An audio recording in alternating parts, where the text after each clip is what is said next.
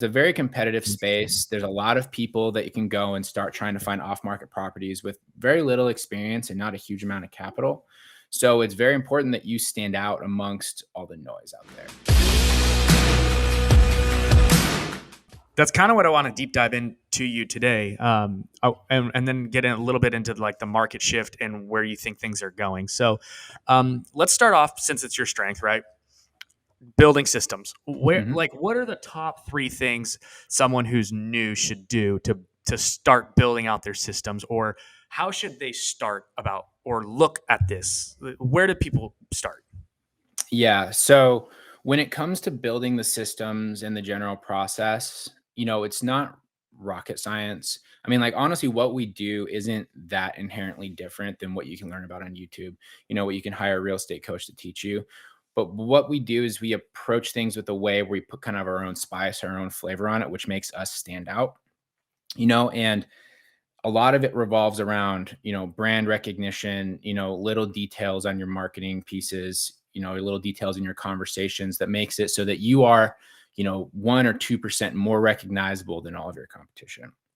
So that can be strong branding. That can be, strong web presence. That's, building out the like different web.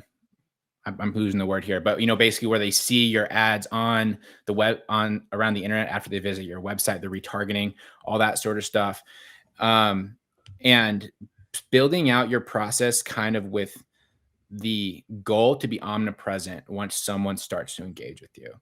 Okay, because it's a very competitive space. There's a lot of people that you can go and start trying to find off-market properties with very little experience and not a huge amount of capital. So it's very important that you stand out amongst all the noise out there. So when you're approaching it, like, I think the biggest mistake a lot of people make is they say, I want to buy off-market houses, apartment complexes, whatever it is.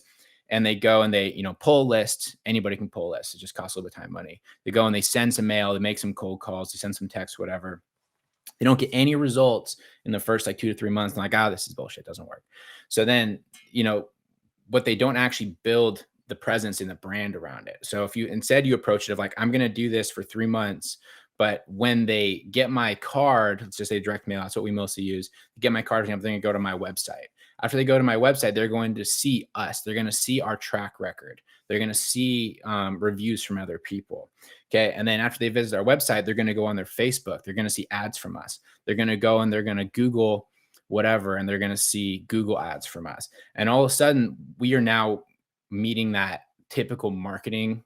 I don't know if it's a belief or an actual proven metric that somebody has to be exposed to you 7 times before they're willing to do a transaction or have a conversation. We're getting that within the first day or 2 once they visit our website and once they've engaged with us initially. So having that sort of thought process when you go into it, as opposed to, I'm going to be like a fly-by-night covert operator that's just trying to buy houses. Like, you can do that and you can still get deals, but I promise you I'm going to get more deals than you, because people are going to know who they're dealing with. And I'm going to have a lot more, brand recognition than you will. So that's the number one thing for anyone that's starting, is lead with that, as opposed to worrying about pulling your data and, trying to, cut every single cent and dollar you can out of your marketing, because it's just not going to be as effective. So basically what you're saying is you really need to make sure that you're really hitting that brand awareness aspect of the marketing piece. And that's a lot of it's for sellers. So let's flip to the other side, right? Dispositions. How are you disposing of these properties? What are you doing with leads that are coming in? What is the system that you guys use to get rid of these things? Yeah, so it's very similar, right? So most of our deals that we wholesale, we sell to kind of the same buyers, just because the biggest risk as a wholesaler, it's very expensive to get deals signed around. It's a very expensive business to run. And the biggest risk is ending up with buyers who are not able to perform or not being able to sell a property. You can spend, like, our average cost per contract is about $3,000. So, if we're getting 15 deals a month, we're spending $45,000 a month on marketing, right? And it pays off because we have margins. Like, a single deal can pay for that entire month very easily.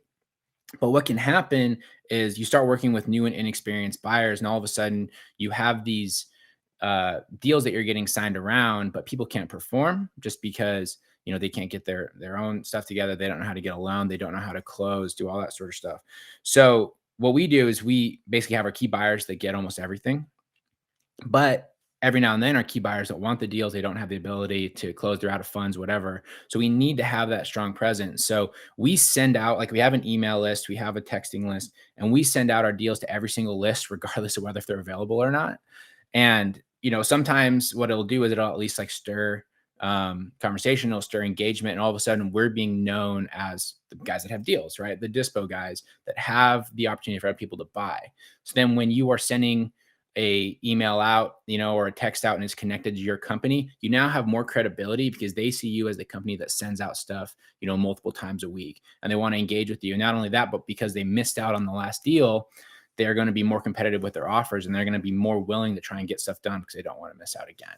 So it's kind of the same process, it's just sort of like a little bit different language in your engagement with individuals. Definitely.